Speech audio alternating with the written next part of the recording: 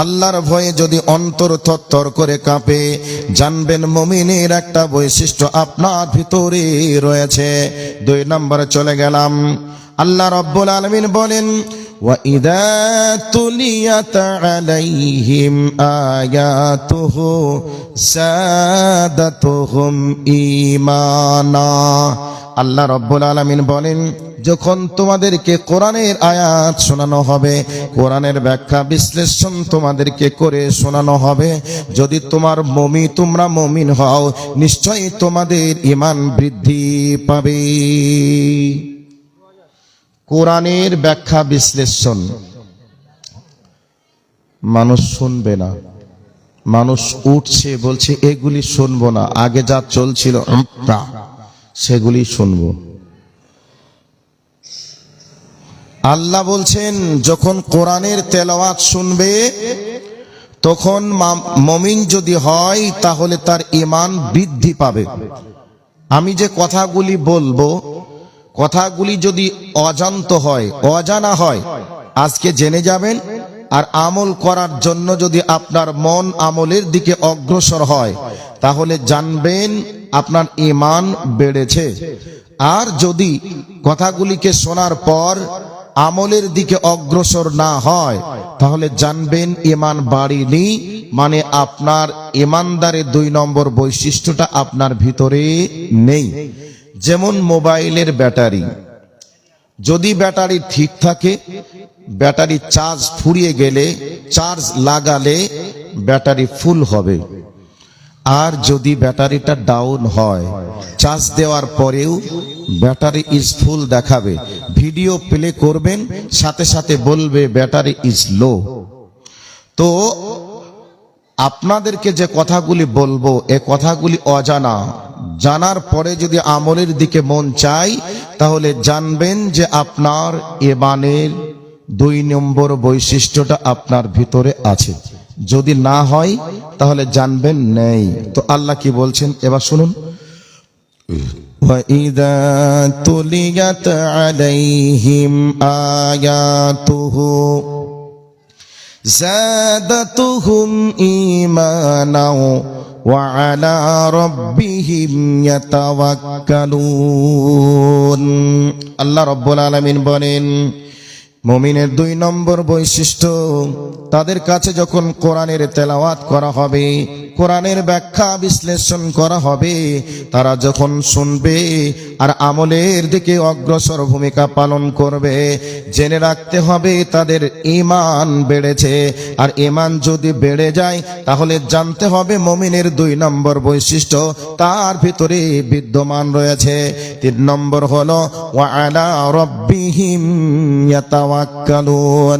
আল্লাহ রাব্বুল আলামিন বলেন, মুমিন যখন কোনো কাজ করতে যাবে, মুমিন যদি কোনো সমস্যায় পড়ে যায়, ওই সমস্যা থেকে বাঁচার জন্য, সমাধানের জন্য, বিপদ থেকে উদ্ধারের জন্য পৃথিবীতে কারোর উপরে ভরসা করবে না, ভরসা কেবলমাত্র রব্বুল আলামিনের উপরে করবে। ওয়া আলা রাব্বিহিম ইয়াতাওয়াক্কালুন, কেবলমাত্র আল্লাহ রব্বুল আলামিনের উপরেই ভরসা করবে। আমায় এবার আপনাদেরকে ছোট্ট করে একটা ঘটনার জগতে নিয়ে যাই। আল্লাহর নবী মুহাম্মদুর রাসূলুল্লাহ সাল্লাল্লাহু আলাইহি ওয়াসাল্লাম যেদিন মক্কা ছেড়ে মদিনায় হিজরত করলেন, বাড়িটা চতুর্দিক থেকে ঘেরাও করা আছে, কাফেররা পেয়ে গেলে মেরে দিবে, হাড় আলাদা করে দিবে। এইরকম একটা শোচনীয় মুহূর্ত তৈরি হলো। যাই হোক, লম্বা ঘটনা। নবীজি চলে গেলেন, হযরতে আলীকে ডেকেছিলেন, আলী রে, অবস্থা বড় কঠিন হয়ে গেছে, তুমি আমার বিছানায়, আমার বেডের ওপরে ঘুমিয়ে যাও, আমি চললাম মক্কা ছেড়ে মদিনার উদ্দেশ্যে, তবে আমার পরেও তোমাকে মদিনায় আসা লাগবে। এরকম অবস্থায় ঘুম কি আসবে? বাড়িতে অস্ত্র নিয়ে দাঁড়িয়ে, আর যাকে খুঁজছে তার বিছানায় তার পোশাক পরে যদি ঘুমাতে বলে, কেউ কি ঘুমাতে পারবে? পারবে না। এবার হযরতে আলীকে নবীজি যখন আদেশ করলেন, হযরতে আলী রাদিয়াল্লাহু তাআলা আনহু নবীজির চাদর গায়ে দিয়ে নবীজির বেডের উপরে ঘুমিয়ে গেলেন। এই অবস্থায় বেঈমান কাফেরেরা মনে মনে ভাবলো, নবী মুহাম্মদ সারা রাতের মধ্যে যদি বাড়ি থেকে বার হয়, সে মসজিদে যাবে, এই অবস্থায় বার হলে তাকে মেরে শেষ করে দিব, বিদায় করে দেব। এইরকম প্ল্যান নিয়ে তারা দাঁড়িয়ে আছে। এই করে করে সারা রাত পার হয়ে গেল, নবী মুহাম্মদ বাড়ি থেকে বার হলো না। শেষ পর্যন্ত ঘরের ভিতর থেকে দেখছে যেন হযরতে আলী রাদিয়াল্লাহু তাআলা আনহু বার হচ্ছে। ঘটনা লম্বা। এবার হযরতে আলী রাদিয়াল্লাহু তাআলা আনহুকে আল্লাহর নবী বিছানাতে রেখে আবু বকরকে সঙ্গে নিয়ে গারে সুরের ভিতরে 2-3 দিন অবস্থান করার পরে মদিনায় চললেন। মদিনাতে যাওয়ার পরে এবার বাড়ির চিত্রটা আনসার মুহাজিরদের কাছে ব্যক্ত করলেন। তিনারা শুনলেন। শোনার পরে মনে মনে সবার আনমনের ভিতরে সবার একটা কৌতূহল জেগে উঠল যে হযরতে আলীকে এই মুহূর্তে নবীজি বাড়িতে রেখে এসেছেন। অতএব হযরতে আলীকে জীবনে যদি দেখতে পাই, হযরতে আলীকে ওই রাতের ঘটনাটা শোনাবো, ঘটনাটা শুনবো যে আলী রে, তোমার বাড়ির চতুর্দিকে অস্ত্র নিয়ে দাঁড়িয়ে রসুলের বেডের ওপরে তোমাকে থাকতে বলেছিল, তবে বলো ওই রাতটা তোমার কেমন ভাবে কেটেছিল তুমি বলো। এই কথাটা জিজ্ঞাসা করব। এবার আল্লাহর হযরতে আলী রাদিয়াল্লাহু তাআলা আনহু মক্কা থেকে মদিনায় যখন চলে গেলেন, সাহাবায়ে কেরাম আলাইহিম আজমাইনরা একত্রিত হয়ে হযরতে আলীকে জিজ্ঞাসা করলেন, ভাই আলী, তুমি বলো তো ওই রাতের ঘটনাটা তোমার কেমন ছিল, ওই রাতটা কেমন পার হয়েছিল তুমি বলো। হযরত আলী বললেন, কোন রাত? হযরতে আলী রাদিয়াল্লাহু তাআলা আনহুকে বলছেন, ওই হিজরতের রাতের ঘটনা।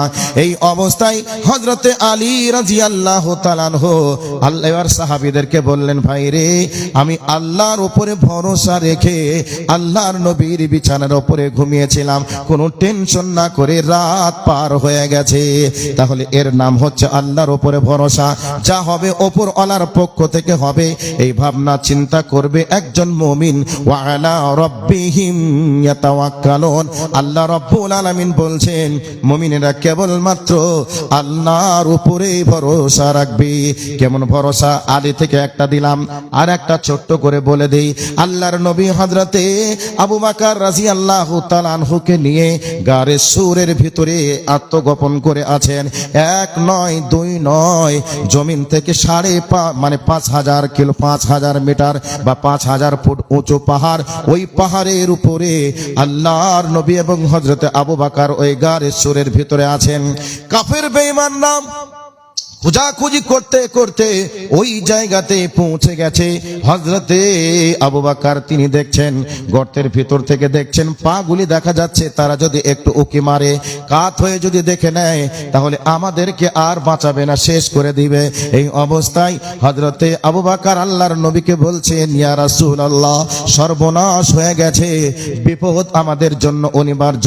ওরা যদি দেখে নেয় এখানে আমাদের জন্য কেউ নেই বাঁচানোর মতো, এখানে আমাদেরকে রক্ষা করবে, আমাদেরকে আশ্রয় দিবে, এরকম কেউ নেই। অতএব আমাদের অবস্থা খারাপ হয়ে যাবে।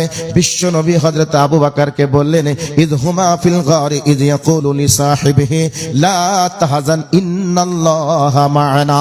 হযরত আবু বকরকে আল্লাহর নবী বললেন, আবু বকর, এই গর্তের ভিতরে আমি আর তুমি নও, এই গর্তের ভিতরে আর একজন আছেন, তিনি হলেন আল্লাহ। অতএব পৃথিবীর সব শক্তি মিলে যদি চেষ্টা চালায় আর আল্লাহ যদি পক্ষে হয়ে যায়, গোটা পৃথিবীর সব অস্ত্র ফেল হয়ে যাবে, সমস্ত যন্ত্রপাতি ফেল হয়ে যাবে, সবার শক্তি শেষ হয়ে যাবে, কিন্তু আমার আল্লাহর শক্তি একাই টিকে থাকবে। আল্লাহ রাব্বুল আলামিন বলছেন, ওয়া আলা রাব্বিহিম ইয়াতাওয়াক্কালুন। মুমিনের 3 নম্বর বৈশিষ্ট্য হবে, মুমিনরা আল্লাহরই উপরে ভরসা রাখবে। শরীর খারাপ হলে বলি, ডাক্তার বাবু আপনি ছাড়া কেউ নেই, আপনি ছাড়া কেউ নেই, আপনি একটু ভালো করে দেখুন। ভালো হয়ে গেলে আবার বলে, ওই ডাক্তারটা ভালো বলেই আজকে আমার ছেলেকে ফিরিয়ে পেলাম। এইরকম আকীদা আজকে আমরা আহলে হাদিস ঘরের মানুষদের কাছ থেকে পাই। আবার বলবে আমরা আহলে হাদিস। শুধু বুকে হাত বাঁধলে আর রাফুল ইয়াদাইন করলে মনে হয় যেন আহলে হাদিস হওয়া যায়, এছাড়া পার্থক্য আমরা কিছু খুঁজে পাই না। সম্মানিত উপস্থিতি, আল্লাহ সুবহানাহু ওয়া তাআলা তিনি বলছেন ওয়া আলা রাব্বিহিম ইয়াতাওয়াক্কালুন, যেই হালে যে অবস্থাতেই তোমরা থাকো না কেন তোমরা ভরসা কেবলমাত্র আমারই উপরে রাখবে। তো মুমিনের 3 নম্বর বৈশিষ্ট্য হবে ভরসা আল্লাহর উপরে রাখা। আজকে 2024 সাল, 2021 সাল থেকে 2019 সাল থেকে আমরা শুনছি পশ্চিম বাংলার মাটিতে, ভারতবর্ষের মাটিতে বিজেপি সরকার এই করবে ওই করবে সেই করবে, নানান কিছু করার তারা পায়, তারা করলো, নানান কিছু করলো। এরপরে আবার ওয়াকফ বিল নিয়ে তারা আজকে নানান কিছু চক্রান্ত তারা চালাচ্ছে। এই অবস্থায় মাঝে মধ্যে আমরা বলতাম পশ্চিম বাংলায় তেমন কিছু হবে না, কারণ দিদি আছে। এ কথা আমরা বলতে অনেকের মুখে শুনেছি যে আমাদের অভিভাবক আল্লাহ আছে, আল্লাহ থাকতে আমাদের কিছু হবে না, এমনটা কথা আমাদের মুখ থেকে বাহির হয় না। কাজেই আমাদের উচিত হবে আল্লাহর উপরে ভরসা রাখা। 3 নম্বর দিলাম, 4 নম্বরে চলে যাচ্ছে। আল্লাযীনা ইউকিমুনাস সালাতা, আল্লাহ রাব্বুল আলামিন বলেন মুমিনদের 4 নম্বর বৈশিষ্ট্য হবে মুমিনেরা সালাত আদায় করবে। বন্ধুরে, সালাত আদায় আমরা করলে কি হবে? সালাতের আরকান রসুলের মতো নয়।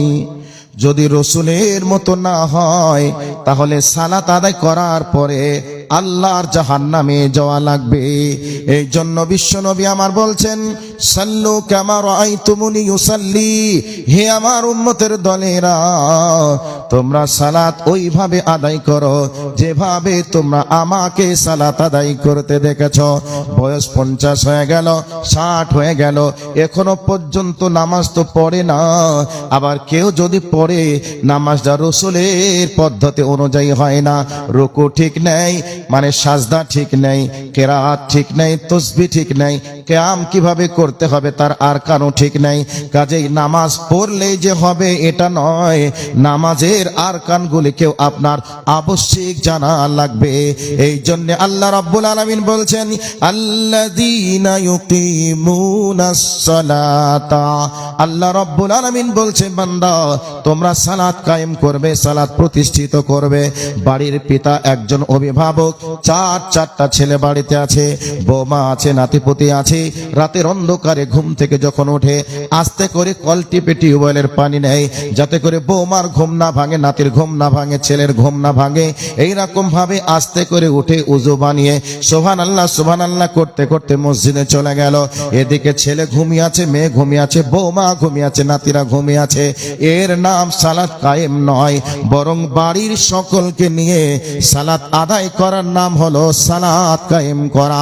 আল্লাহ পাক বলছেন আল্লাযীনা ইউকিমুনাস সালাতা, তোমরা সালাত কায়েম করবে। এটা হচ্ছে মুমিনের 4 নম্বর বৈশিষ্ট্য। সালাতের কথা যেহেতু এসে গেছি, সালাত বিষয়ে একটু কথা যোগ না করলেই নয়, তাহলে সালাতকে রসুলের পদ্ধতি অনুযায়ী পড়া লাগবে। এবার সালাত পড়তে হবে। আল্লাহ রাব্বুল আলামিন বলছেন ইন্নাস সালাতা কানাত আলাল মুমিনিনা কিতাবাম মাওকুতা। আল্লাহ পাক বলছেন আমি আল্লাহ তোমাদের জন্য নামাজের সময় নির্ধারণ করে দিয়েছি। যেই টাইমে যেই নামাজ যেভাবে পড়তে বলেছে ওইভাবে সেই টাইমে তোমাদেরকে সালাত আদায় করতে হবে। জোহরের নামাজ 12:30টায় ইচ্ছা করে কাজ কাম সেরে 1:30টায় পড়ছি, এর নাম কি নামাজ? তাহলে আল্লাহ যে সময়টা নির্ধারণ করেছে, আল্লাহর দেওয়া সময়ের কি আপনি মূল্যায়ন করলেন? মূল্যায়ন করলেন না। তো আপনি নামাজ পড়ছেন আপনার ইচ্ছা অনুযায়ী। কাজে কামে আমরা মানুষ, হতে পারে 1টা-1:30টা মাঝে মধ্যে, কিন্তু ইচ্ছা করে অলসতা করে আপনি যদি সালাতটা আদায় করেন 1:30টায়, বাড়িতে বসে আছেন, জানছেন যে আজান হবে, এই আজানের সময়তেও আপনি বসে আছেন, আজান হবে আপনি জানছেন 12টায়, এই অবস্থাতে আপনি ক্ষেতের কাজ করছেন, ব্যবসার কাজ করছেন, এইভাবে আপনি ব্যস্ততার মধ্য দিয়ে আছেন, অথচ আজান হয়ে গেল, আল্লাহর ডাক পড়লো, ডাকে কর্ণপাত না করে কাজ কমপ্লিট করলেন, এরপরে আপনি সালাতে গেলেন, এর নাম সালাত নয়। এই সালাত আদায় করার পরেও ধরা খেতে হবে, এটাকে মাথায় রাখা লাগবে। এবার নামাজ পড়লেই যে হয়ে যাবে এটা নয়, নামাজের জন্য আল্লাহ রাব্বুল আলামিন বলছেন আল্লাযীনা হুম ফি সালাতিহিম খাশিউন।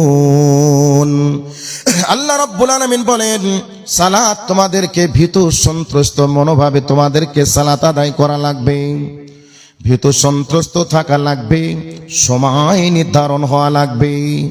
এখন নামাজ তার মধ্যে রসুলের পদ্ধতি হওয়া লাগবে, আর ওই নামাজের মধ্যে ভীতু সন্ত্রস্তর মাধ্যমে আপনাকে ধীর স্থিরতার সহিত দোয়াগুলি পড়া লাগবে। কিন্তু আমরা দোয়াগুলি কেমন করে পড়ি? আল্লাহু আকবার বলে দাঁড়াই। এবার দাঁড়ানোর সময় আমরা কি করি? আগে ঘড়িটা দেখি, মসজিদে গিয়ে ঘড়িটা দূর থেকে তাকিয়ে দেখি রানিং অবস্থায় আছে। এই অবস্থায় রানিং অবস্থায় থাকতে আল্লাহু আকবার বলে দাঁড়িয়ে গেল। আল্লাহু বাইন ওয়া বাইনা খাদায়াকুম ওয়া বাইনাল মাশরিক ওয়াল মাগরিব ওয়া ক্রিমিনাল খাদায়াকুম ওয়া নাকাসাবুল বিদিন দানাসাল মাগজিল খাদায়াকুম মিল এরকম বলে দাঁড়িয়ে গেলাম। এবার কি বললাম? আলহামদুলিল্লাহ রাব্বিল আলামিন আর রহমানির রহিম। ঝড়ের গতিতে 5G স্পিডে নামাজে দাঁড়িয়ে গেলেন। জেনে নেন ওই নামাজের ভিতরে একগ্রতা নেই, ওই নামাজের ভিতরে ধীরস্থিরতা নেই, ওই নামাজের ভিতরে খুশু নেই। কিন্তু নামাজ পড়তে হবে ধীরস্থিরতার সহিত, খুশু সহিত। মনে করে নিন আপনার আজকের জালসাতে আমাদের বড় ভাই জয়নুদ্দিন কাসিমি সাহেব বসে আছেন। ওনাকে গিয়ে যদি আমি বলি ভাই আমাকে 50টা টাকা দেন, তাড়াতাড়ি আমাকে যেতে হবে, এক্ষুনি না করে যেতে হবে, বাস ধরতে হবে, তাড়াতাড়ি 10টা টাকা দেন, 10টা টাকা দেন, এরকম করে যদি আমি বিরক্ত দেখাই, ব্যস্ততা দেখাই, আর উনি যদি একটা কাজে ব্যস্ত থাকেন, কারোর সঙ্গে গল্প করছেন, এই অবস্থায় আমি যদি বার বলি, এই অবস্থায় উনি বলবে তুই টাকাটা কি আমার কাছে রেখে গিয়েছিলি যে তো আমাকে এইভাবে ব্যস্ততার মধ্যে টাকা চাইবি, আর তোকে এই ব্যস্ততার মধ্য দিয়ে টাকাটা দিয়ে দেবো, অসম্ভব, তোকে দিতে পারবো না, তুই চলে যা। এমন কথা বলবে কি বলবে না? বলবে। আর ওনাকে গিয়ে যদি বলি বড় ভাই আমার কাছে টাকা নেই, আমি এসেছিলাম জালসা করতে, জালসা কমিটি আমার সঙ্গে ভালো ব্যবহার করে নাই, টাকা আমাকে দেয়নি, অতএব আমাকে বাড়ি যাওয়া লাগবে, দয়া করে আপনি আমাকে 10টা টাকা দেন আমি যাতে করে বাড়ি যেতে পারি। এরকম কথা বলার পরে উনি বলবেন ভাই তোমার কি 10টা টাকা দিয়ে যাওয়া হবে? আমি বলবো না ভাই, না হলেও চেষ্টা করে দেখবো। না ভাই 10 টাকা নয়, তুমি আরো কয় টাকা নাও দিয়ে নিয়ে চলে যাও। এরকম কথা বলবে কি বলবে না? বলবে। কিন্তু বন্ধুরে, নামাজের মধ্যে যখন আল্লাহকে ব্যস্ত দেখাবেন, ওই নামাজটা আল্লাহর দরবারে কবুল হবে না। ওই নামাজ পড়ার পরে আপনার পাপের পাহাড় আপনার আমল নামাতে জমা হবে।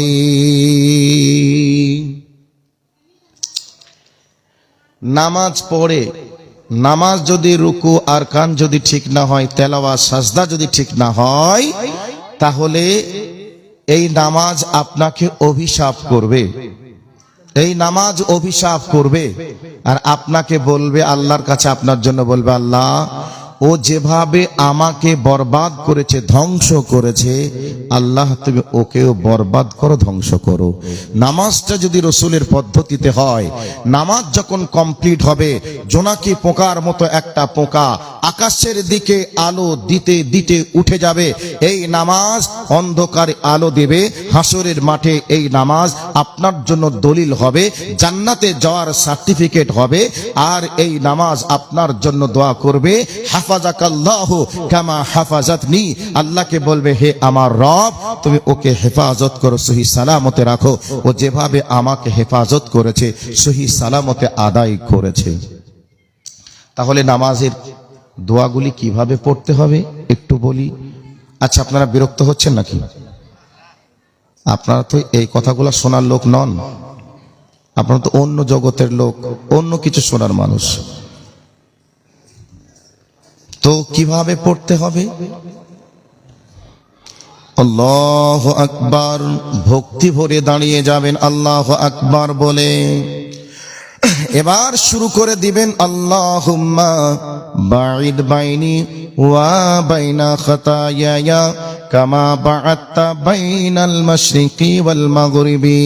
দোয়াগুলি এবার এইভাবে মনোযোগ সহকারে গভীর আগ্রহে ভীতু সন্ত্রস্ত মনোভাবে পড়তে শুরু করবেন। এর মানে হবে আল্লাহকে আপনি বলছেন, হে আমার রব, যেমন পূর্বকে আর পশ্চিমকে দূরত্বেই রেখেছ, আমাকে আর আমার পাপকে তুমি অতটা দূরে রাখো। রব্বুল আলামিন যেই রকম ভাবে জামা কাপড় ময়লা হয়ে গেলে সার্ফ দিয়ে সাবান দিয়ে ধুয়ে কেচে পরিষ্কার করা হয়, সেই রকম ভাবে আমার জীবনের আমল, আমার জীবনের গুনাহগুলিকে তুমি ধুয়ে মুছে পরিষ্কার করে দাও।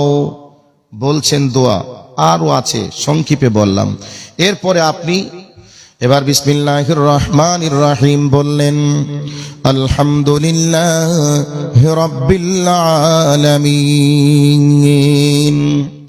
সূরাতুল ফাতিহা এমন একটি সূরা, আপনি একবার পড়বেন, তার জবাব আল্লাহ আবার দিবেন, আর একটা আয়াত পড়বেন।